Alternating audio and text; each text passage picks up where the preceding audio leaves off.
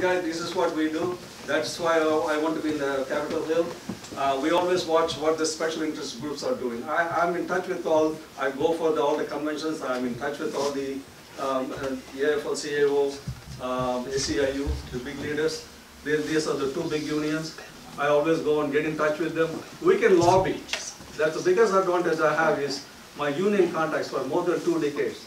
I can get anything, make it as a national issue right off the bat. I can get the connections. If anybody, any special interest doing anything to increase any drug price, we'll keep fire under their feet. That's what we do. I wanted to comment on it. So first of all, right now, the new health secretary of the United States is a guy who was a CEO of a large pharmaceutical company, and during his 5 years tenure from 2012 to 2017, his company produced mainly insulin, and the price of insulin for these 5 years of his tenure grew by about 250%.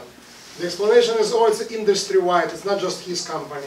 It's all over the places, he needs to compete, so he raised the prices of insulin. Right now he's in charge of regulating pharmaceutical industry and to making sure that our prices are okay, but I don't think the person who okayed increasing prices of insulin more than 200% will be able to solve this problem, or even wants to solve these problems, though he's talking about rebates and discounts for seniors.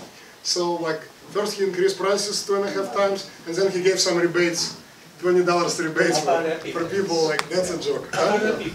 Exactly. So, but one issue that Congress can do and still did not do since 2011 is still Medicare and Medicaid, Center for Medicaid and Medicare Services. Until today, for the last 7 years, is prohibited, banned from negotiating prices with pharmaceutical companies. How can it be? But it's starting 2011, after Republicans took over, and they decided, you know what, let's prohibit any kind of wholesale negotiations, and as a result, everybody can do whatever they want.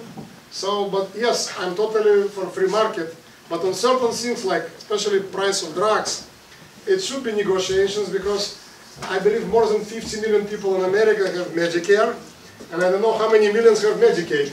So this structure, Center for Medicaid and Medicare Services, is very powerful.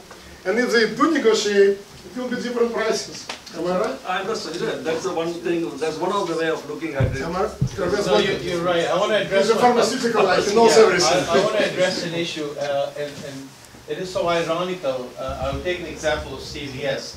They are in retail pharmacy, but they're also the largest insurance company. And they do not allow neighborhood pharmacies, independent pharmacies, to be compensated for anything. Today, there's negative reimbursement. Anything that the independent pharmacist in the neighborhood can get some decent money on it, they put a clause of prior authorization. And I have had a couple of incidents where the patient does not want to go to CVS, wants to stay with us, but I cannot get a prior authorization. And in this meantime, while I'm trying to get prior authorization, they ship it to the patient. So you're saying that it's manipulated. The lobby, what happened is the insurance company gets massive amount of rebates from the manufacturer. And the insurance company dictates what the prices should be. So you need to bring the whole system upside down. What is happening is the most tragic thing is most neighborhood pharmacies are disappearing. And you go to CVS or Walgreens or anything, you are a number over there. And once you lose your neighborhood pharmacy, then you will realize what you're missing. Right now, people do not realize. And that's the tragedy of this whole thing. CVS and major, and United Healthcare is the worst. I mean, CVS is also, but they're all in the same, The CVS over here, very interesting information. Yeah, I mean, I just want to add 2 more points here. One of the things, that's one way of looking at it. We need to negotiate with the other insurance companies to get the pharmaceutical companies to reduce the price. The other one is the patent laws. The patent laws is so much tightened, and whoever gets any medicine, right, you cannot break, they hold the monopoly on that. So we need to look at another look at the patent laws. And also the best way to do is to increase the competition. That is the best thing to do, the immediate, we can get the results in reducing the drug prices lowered. increase the competition. This is a free economy.